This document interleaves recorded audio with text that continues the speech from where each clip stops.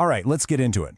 We're going to talk about a moment in history, a story about a deceptively simple experiment with a bit of light and a piece of metal that just completely broke physics. Seriously, this isn't just some dusty old science tale. This is the story of the very spark that ignited the entire quantum revolution.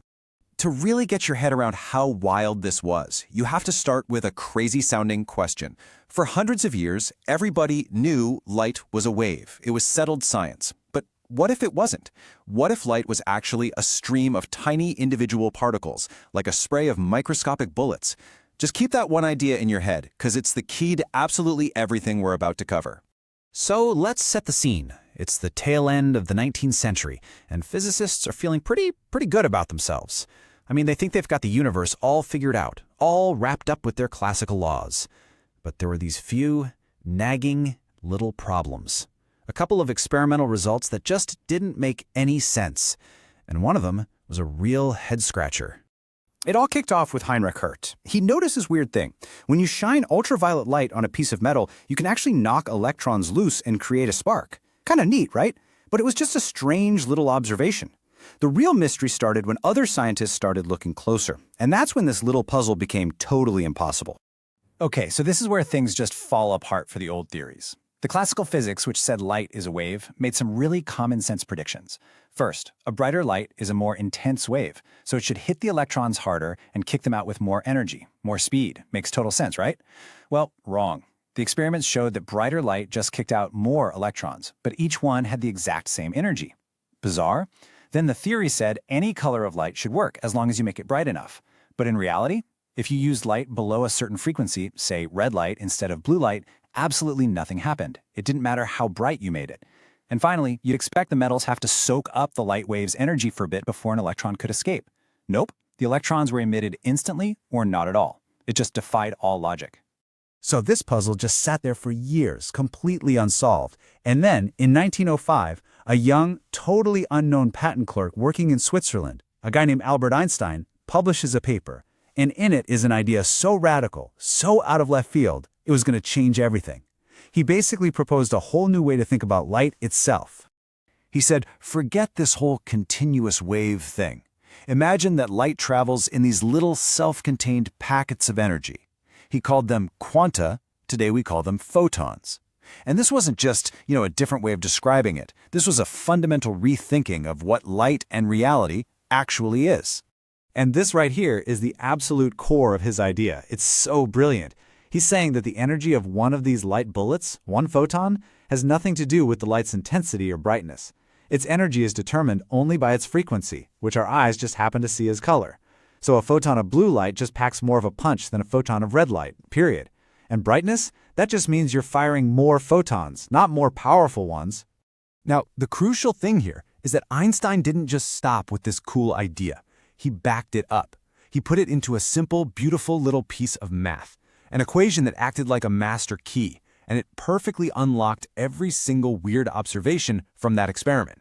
And this is it. I know it might look a little intimidating, but this little equation holds a revolution. All it really says is that the speed of an escaping electron is just equal to the energy of the photon that hit it minus a small exit phi. Let's just break that down real quick. Okay, first up, you've got HF. This is the total energy carried by one single photon, one of those light bullets. The F just stands for its frequency, its color. And H is just a special number, a constant of nature called Planck's constant. So HF is the total amount of energy that one photon delivers to one electron. All right, next is this Greek symbol phi. This is something called the work function, but honestly, the best way to think about it is as an exit phi. See, every metal holds onto its electrons with a certain amount of energy. So to get an electron to leave, the incoming photon has to pay this energy fee first. It's like a cover charge to get out of the club. And that leaves us with the last part, Ke, or kinetic energy. This is simply the leftover energy. If the photon's energy, HF, is bigger than the exit phi, phi, then bam, the electron is knocked out. And whatever energy is left over after paying that fee becomes the electron's speed as it flies away. If the photon doesn't have enough energy to pay the fee, well, the electron isn't going anywhere. It's that simple, and it explained everything perfectly. But a good scientific theory needs proof. And the proof actually came from a pretty unlikely source, an American physicist named Robert Millikan.